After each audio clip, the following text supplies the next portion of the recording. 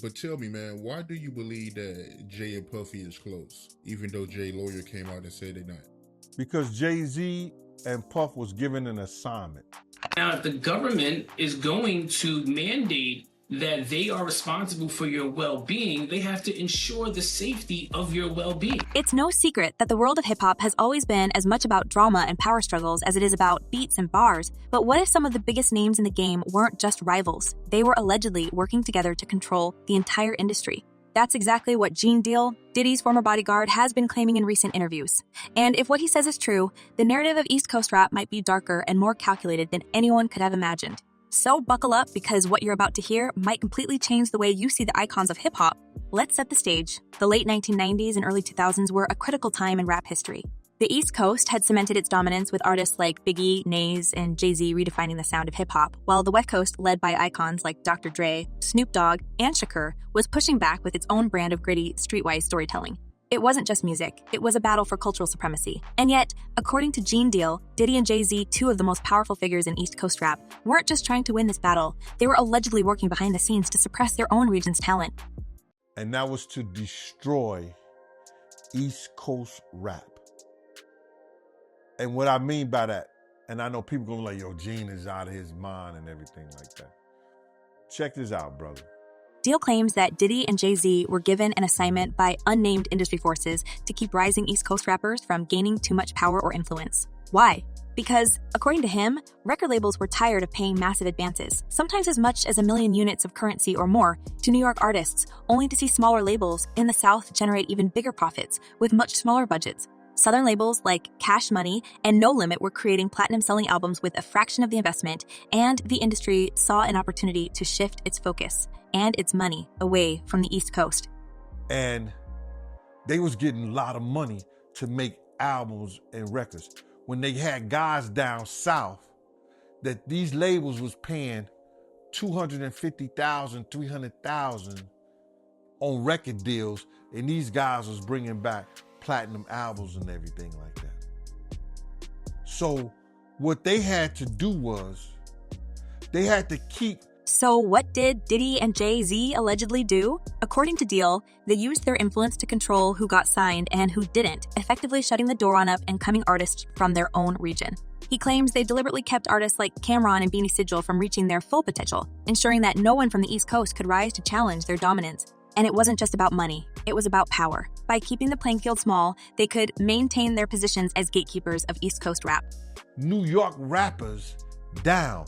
That's one reason, other than the Irv Gotti that 50 was going through and the poison they was putting in about 50, he had to go elsewhere to California, or with Jay and not with Dre and Eminem to get a deal.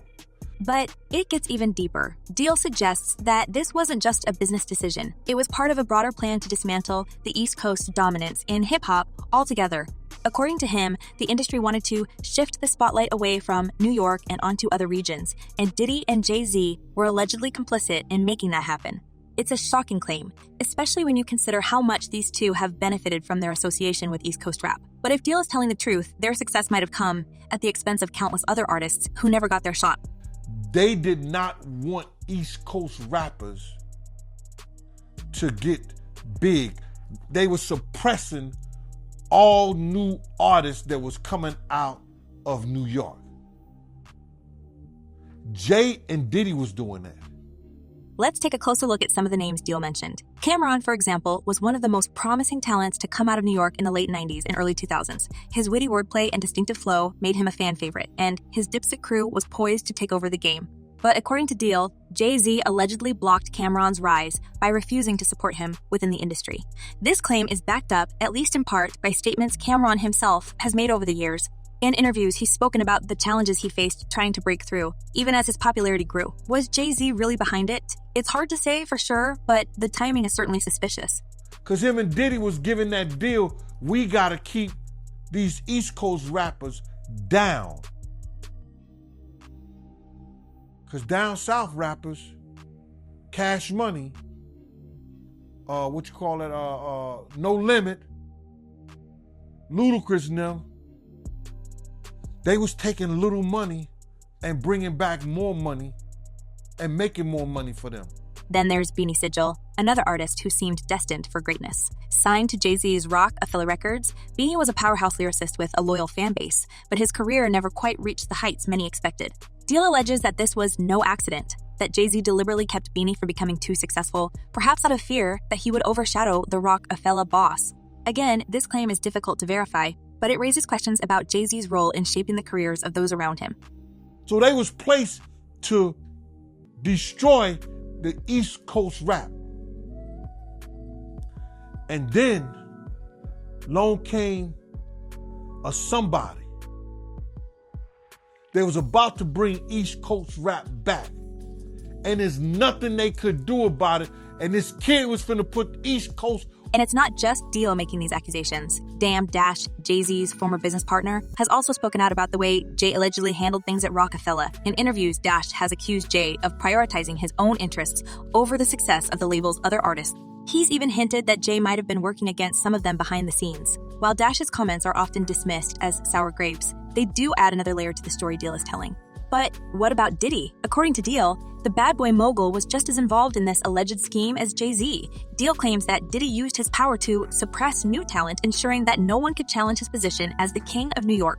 This isn't the first time Diddy has been accused of shady business practices. Over the years, multiple artists have come forward with allegations that he manipulated contracts, withheld royalties, and otherwise exploited the artists on his label.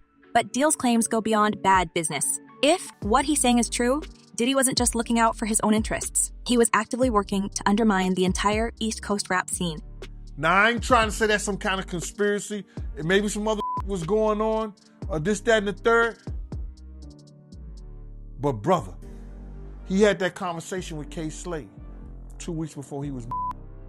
One of the most heartbreaking parts of Deal's story is his claim that this conspiracy extended to the next generation of artists as well. He points to Pop Smoke, the Brooklyn rapper who was on the verge of becoming the next big thing in East Coast rap before his untimely demise. According to Deal, Pop Smoke represented a threat to the status quo, and there were forces in the industry that didn't want to see him succeed. Deal even claims that legendary DJ K. Slade warned Pop Smoke's team to be extra vigilant, telling them, "You're going to have to protect him with your life." Just weeks later, Pop Smoke was gone. While there's no evidence to suggest that Diddy or JayZ had anything to do with it, Deal's comments highlight the dangers that come with trying to shake up the industry. This has to be a 100% culture shock. I can't imagine living a lifestyle of the incredibly rich and famous and then going into this very dark, impersonal, cold, austere facility. Of course, not everyone is buying what Deal is selling. Critics have pointed out that he's been out of the spotlight for years and may have his own reasons for making these claims now. Others argue that his story is too far-fetched to be true, pointing out that Diddy and JayZ have both been instrumental in shaping the careers of countless artists. And yet, the fact remains that many of the artists Deal mentioned, Cameron, Beanie Sigel, and even Pop Smoke, faced significant obstacles in their careers. Whether those obstacles were the result of a deliberate conspiracy or just the natural challenges of the music industry is up for debate. The special housing unit is a 24-hour lockdown unit, which means that any movement within that unit is controlled and coordinated, and no inmate moves outside of his cell without being in full restraints, to include leg irons, handcuffs, a belly chain, and at least 2, if not 3 staff members escorting them. What's not up for debate is the impact these allegations are having on Diddy and JayZ's legacies. Both men have spent decades building their brands, not just as artists, but as entrepreneurs and cultural icons. They've been celebrated for their achievements and held up as examples of what's possible when talent and ambition meet opportunity. But if Deal's claims are true, their success may have come at a cost. And that cost was the careers of other talented artists who never got their chance to shine. You know, I think in federal court and for these charges, they would say it's routine, but in the public realm, this is very significant, just from who we associate Diddy being and everything we've seen him do over the decades. Like you said, this is quite the downfall to go from, I mean, we saw the mansions back in March that were raided by the feds. So to go from living in those mansions to being in a jail. As the story continues to unfold, one thing is clear. The world of hip-hop is far more complex and far more cutthroat than most of us ever imagined. Whether or not Diddy and JayZ were really working to suppress East Coast rap, their actions have had a profound impact on the industry. And as more people come forward with their own stories, we may finally get a clearer picture of what was really going on behind the scenes. This brings us to the bigger question. if the industry was willing to go to such lengths to control the narrative of East Coast rap, what else have they been hiding? And who else might have been involved? Because if there's one thing we've learned from this saga, it's that in the world of hip-hop, nothing is ever quite as it seems.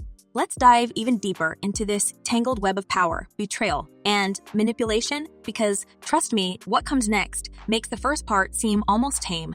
Now that we've peeled back the curtain on the alleged plot between Diddy and JayZ to suppress East Coast rap, it's time to connect the dots between these accusations and the infamous East Coast-West Coast feud. This wasn't just about music. It was about control, power, and the lengths some people would go to stay on top. And if Gene Deal's claims have even a grain of truth, then the story of the East Coast-West Coast feud is far more sinister than we could have imagined. And Stacey, you say today's indictment reads like a mob indictment. What was most shocking to you of all these allegations? Yeah, the fact, Jake, that the government in this indictment presented evidence alleging that Sean Combs was running a criminal enterprise. Let's rewind to the mid-1990s. The East Coast-West Coast rivalry was in full swing, with Biggie representing New York and Shakur flying the flag for California. It was a clash of styles, personalities, and ideologies, but it quickly spiraled into something much darker. According to rumors that have swirled for decades, this wasn't just a natural rivalry. It was fueled by people behind the scenes who stood to benefit from the chaos. And here's where things get interesting. Deal claims that Diddy, who was at the peak of his career with Bad Boy Records, wasn't just a bystander in this feud. He may have been one of the key players pulling the strings. Now, Diddy has always denied any involvement in the tragic events of that era, but let's take a closer look at the accusations. In the years since Shakur's passing, various sources, including former detectives and insiders, have pointed fingers at Diddy. One of the most explosive claims came from Dwayne "Keffy D. Davis, a former gang member who has alleged that Diddy offered him a large sum of money to carry out a hit on both Shakur and Suge Knight. Keffy D has claimed this multiple times, including in interviews in his 2019 memoir. According to him, Diddy was desperate to eliminate his West Coast rivals and was willing to go to extreme lengths to make it happen. The only man currently facing murder charges in the case, Dwayne "Keffy D. Davis, claims that Sean Combs, also known as Diddy, paid for a hit on Tupac. But why would Diddy allegedly take things this far? Deal's theory sheds some light on this. If Diddy was working to suppress East Coast talent, it's not hard to imagine that he'd also see Shakur and Suge Knight as threats to his empire. After all, Suge Knight wasn't just another record executive. Death Row Records was dominating the charts, and Shakur was a global superstar. If the rumors are true, Diddy might see their success as an obstacle to his own ambitions, especially if he was trying to maintain control over the rap game. Right now, Davis is fighting for bail ahead of his trial, which he has pleaded not. And let's not forget the infamous 1995 Source Awards, which many people see as the moment the East Coast-West Coast feud went from being a behind-the-scenes issue to a full-blown public war. Suge Knight, in one of the most iconic moments in hip-hop history, took the stage and called out Diddy without mentioning his name. Any artists out there that want to be an artist and wanna stay a star and don't want to have to worry about the executive producer all in the videos, all on the records, dancing, come to Death Row. The crowd erupted, and just like that, the rivalry was out in the open. Diddy responded by calling for unity, but behind the scenes, the tension only grew. And here's where things get even murkier. According to several sources, including Deal, what started as a professional rivalry quickly became personal rivalry, quickly became personal. The accusations about Diddy's alleged involvement in the Las Vegas incident that took Shakur's life have never been proven, but they've persisted for decades. And then there's the fact that just 6 months later, Biggie met a similar fate in Los Angeles. Some say it was retaliation. Others claim it was part of a larger conspiracy. What's undeniable is that these events left a permanent scar on hip-hop and raised questions that remain unanswered to this day. As far as, is he going to turn people in? Is he going to cooperate? If the federal government wants him to cooperate and they're going to cut his time, because right now he's looking at 15 to life. With all the charges he had to, he won't get out till 70 years old. He about 70. That's when they start talking about letting him come to a halfway house. But let's bring JayZ back into the picture, because his role in all of this is just as fascinating and just as controversial. While Diddy was allegedly dealing with his West Coast rivals, JayZ was rising through the ranks, positioning himself as the king of New York. But according to rumors, his ascent wasn't entirely organic. There are whispers that JayZ may have benefited from the chaos of the East Coast-West Coast feud, using it as an opportunity to solidify his own position. And then there are the allegations from Deal and others that JayZ was actively working to suppress other East Coast artists, ensuring that he remained at the top. Sean had to take responsibility for what he did as an individual. Sean is the one who pulled that gun out. Sean is the one who shot. So he has to take responsibility for that. It's worth noting that JayZ has always been careful about his public image. Unlike Diddy, who has often been at the center of controversy, Jay has managed to avoid most scandals, at least until recently. But Deal's claims paint a different picture. According to him, JayZ's calculated moves behind the scenes weren't just about business, they were about ensuring that no one could challenge his dominance. And if that meant keeping other talented artists down, so be it. JayZ got his ass whipped by his sister-in-law on camera. What's her name? Solange. You got his ass. The feds ain't step in and do nothing. The feds don't care about you getting your ass whooped. One artist who has spoken out about JayZ's alleged tactics is Damn Dash, his former business partner at Rockefeller Records. In interviews, Dash has accused Jay of prioritizing his own interests over the success of the label's other artists. He's even suggested that Jay might sabotage some careers to protect his own. While Dash's comments could be dismissed as the bitterness of a former partner, they align with some of the claims Deal has made. And when you look at the careers of artists like Beanie Sigel and Cameron, it's hard not to wonder if there's some truth to these allegations. But what about the other players in this story? According to Deal, this wasn't just about Diddy and JayZ. It was part of a larger effort by the music industry to shift focus away from the East Coast entirely. And when you look at the rise of Southern rap in the early 2000s, it's clear that something big was happening. Artists like Lil Wayne, T.I., and Outkast were dominating the charts, while East Coast rap seemed to fade into the background. Was this a natural evolution of the genre, or was it part of a calculated plan? Deal's claims suggest the latter, and if he's right, then the East Coast-West Coast feud was just the beginning. You understand?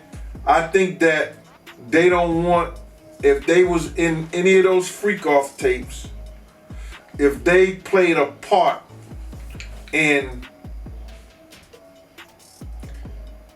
any of those Diddy sessions, they don't want it to get out to the general public to make up their brand. One of the most chilling parts of Deal's story is his claim that these tactics didn't end with the 1990s. According to him, the same forces that worked to suppress East Coast rap back then are still active today. And when you look at the challenges faced by modern East Coast artists, it's hard not to see some parallels. Pop Smoke, for example, was on the verge of becoming the next big thing in East Coast rap before his tragic demise. Deal believes that Pop Smoke represented a threat to the status quo, and while there's no evidence to support this theory, it's a reminder of how much is at stake in the world of hip-hop. And we do have some breaking news that we want to bring to you. It was being reported by TMZ and now Fox News. We are learning that JayZ is accused of a 13-year-old girl. That is new in the Diddy lawsuit. And then there's the ongoing fallout from these allegations. Diddy is currently facing a wave of lawsuits and criminal charges, while JayZ has been named in a high-profile lawsuit that has raised serious questions about his past. Both men have denied the allegations against them, but the damage to their reputations is already done. Whether or not these claims are true, they've sparked a conversation about the darker side of the music industry and the lengths some people will go to protect their power. So, where does this leave us? Are Diddy and JayZ the villains of this story, or are they scapegoats for a much larger problem? The truth is, we may never know. But what's clear is that the world of hip-hop is far more complex and cutthroat than most of us could have imagined. And as more people come forward with their own stories, the picture only gets murkier. As we wrap up this deep dive into the alleged conspiracies and power struggles within the world of hip-hop, it's clear that the story is far from over. The claims made by Gene Deal raise serious questions about the roles of Diddy and JayZ in shaping the East Coast rap scene. But what do you think? Were Diddy and JayZ truly masterminds behind a scheme to control the industry, or are they being unfairly targeted? And if there is truth to these allegations, who else might be involved in this tangled web of manipulation? Share your thoughts in the comments below. The conversation is just getting started. Until next time, stay tuned for more revelations and insights into the world of celebrity gossip. Goodbye for now.